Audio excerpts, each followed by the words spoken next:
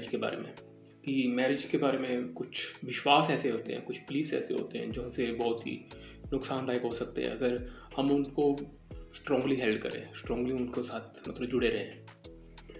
तो होता क्या है कि कुछ ऐसे विचार होते हैं मैरिज के रिगार्डिंग जो सा हमें लगता है कि सही है, क्योंकि वो काफ़ी समय से चल रहे होते हैं या हमारे खुद के बनाए होते हैं या सोसाइटी में वो चल रहे होते हैं, तो हमें लगता है कि वो ठीक है। और कुछ ऐसे हम इनको मिथ्स भी बोल सकते हैं, इन मिथ्स के बारे में, इनके बिलीव्स के बारे में, जो से हमें लगता है कि ठीक है, तो पर वो हमें नुकसान देते हैं। जैसे कि कुछ मिथ्स हैं, जैसे कि एक एग्जांपल आपके साथ शेयर करना चाहूँगा कि ये माना जाता है कि हस्बैंड और वाइफ को बेस्ट फ्रेंड होना चाहिए।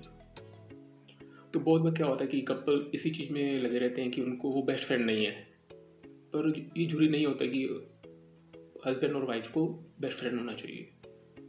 तो होता क्या है कि अगर ये सोचते हैं कि उनको बेस्ट फ्रेंड होना चाहिए, तो हो भी सकता है कि उनको ये लगेगा जब वो बेस्ट फ्रेंड ना हो तो उनको लगेगा उनका जो सा कपल है वो सही नहीं है, उसमें कुछ कमी है। तो इससे एंजाइटी भी पैदा हो सकती है उन दोनों में, कपल के बीच में। तो इसलिए ये सोचना कि उनको बेस्ट फ्रेंड होना ही चाहिए तो वो सही नहीं है, उसका नुकसान हो सकता है।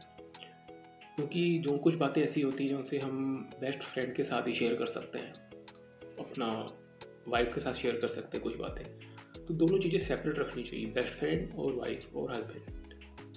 तो जरूरी नहीं है कि हस्बैंड या वाइफ को बेस्ट फ्रेंड ही होना चाहिए, वो हस्बैंड को हस्बैंड और वाइफ को वाइफ ही रखना चाहिए। अगर हो जाए तो बेस्ट फ्रेंड अच्छे हैं, पर जरूरी नहीं कि होना ही चाहिए, ठीक। तो इसके अलावा ये होता है कि जो से हस्बैंड और वाइफ हैं उनको सब कुछ इकट्ठे ही करना चाहिए। ये दूसरा एक बिलीफ है जो सा होता है, हम जिसको मिथ बोल सकते हैं कि हस्बैंड वाइफ को इकट्ठा ही करना चाहिए सब कुछ। ऐसा जरूरी नहीं है कि दोनों को इकट्ठा ही करना चाहिए। तो ये भी एक एंजाइटी का कारण बन सकता है कि वो इकट्ठा नहीं करेंगे तो उनको लगेगा कि उनमें प्यार कम हो गया है, तो मे बी वो गिल्ट में जा सकते हैं, एंशियस फील कर सकते हैं। तो दोनों इंडिपेंडेंट हैं अपने, दोनों अपना अलग अलग काम कर सकते हैं। जरूरी नहीं है कि दोनों को कुछ भी काम है वो इकट्ठे ही करना है, ठीक है। और एक चीज़ और होती है, तीसरा पॉइंट ये है कि जो से ये माना जाता है कि गुड अच्छे हस्बैंड या वाइफ होते हैं वो अपने पार्टनर को खुश करते हैं।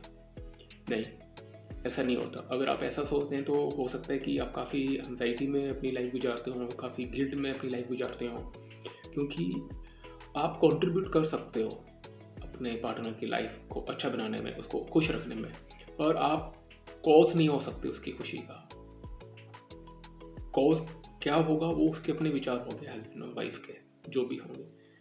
तो इसके लिए एक कई बार हम फिर अपने आप को ब्लेम कर सकते हैं कि मैं अपने पार्टनर को, अपने हस्बैंड या वाइफ को खुश नहीं रख पाती, तो इसका मतलब मेरे में ही कमी होगी।